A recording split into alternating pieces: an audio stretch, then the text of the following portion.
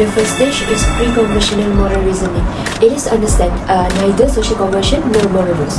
For this stage, there are two levels, which is level 1 and level 2. Level 1 is punishment and obedience. This level for people who 4 to 7 years. In this level, moral judgment are based on a punishment and obedience orientation. What is good or right is that which avoids punishment and defer to authority. People at this stage see rules as fixed and absolute. To avoid punishment, they should obey the rules.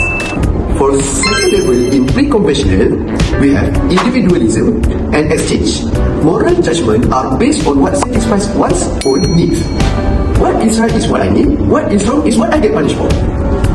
So basically these concepts explain people decide what is right or wrong based on what benefits them personally. If something helps meet their needs, they think it is right. But if they get punished for something, they see it as wrong. It is a self-centered way of thinking about morality, and it's often seen in young children. Now, it's about conventional moral reasoning, which is the second stage in Kohlberg theory, where moral decisions are based on societal norms, rules, and expectations. The focus is on fitting into society, maintaining relationship, and also ensuring social harmony. Now, let's talk about level 3, which is interpersonal conformity, which is also known as good boy, nice girls orientation. In this level, people do what considered right to gain social approval and maintain relationship.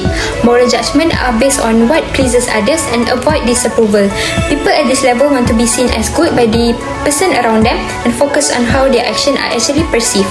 There are 3 characteristics on this level, which is focus on relationship, where people make decisions to maintain their relationship with family, friend, or peers. And then the second characteristic is that approval is matters.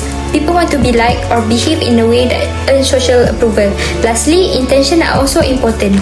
People consider intention behind an action, and if intention is good, then the action is seen as morally right. For example, a student might clean the classroom not because they enjoy it, but because they want to gain approval from their teachers and classmates. Level 4, it is the law and order orientation. This level involves the 7 to 10 years children. They make the moral judgment based on a law and order orientation. They will think about what is good or right, is doing one duty.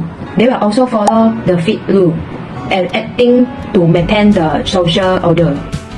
For example, before they want to go into the classroom or they want to buy the food at canteen, they will make a line up outside the classroom or in front of the canteen because they know it is a one of the rule. So they will follow all the rules in the school. In level 4, people will also make decisions based on the law or rule. For example, the man knows the stealing is wrong behavior, so he will obey the law because the stealing is a crime. Let's talk about the third stage, post-conversational. There are level 5 and level 6. For level 5, it's about social contract. Social contract here means moral rules are created from socially agreed upon standards that have been critically examined and revised to meet the needs and values of the society. For example, someone might break the law if they think it's unfair for them, like protesting against discrimination, because justice and fairness matter more than the law itself. The last level is about level 6, which is universal principle. Here, moral rules exist as self-choosing ethical principle. For example, is justice, equal right, respect for the individual, fairness, and reciprocity. For example, here is a person might stand up for the equality even if it's unpopular or it's against the law because they think that it's the right things to do for them.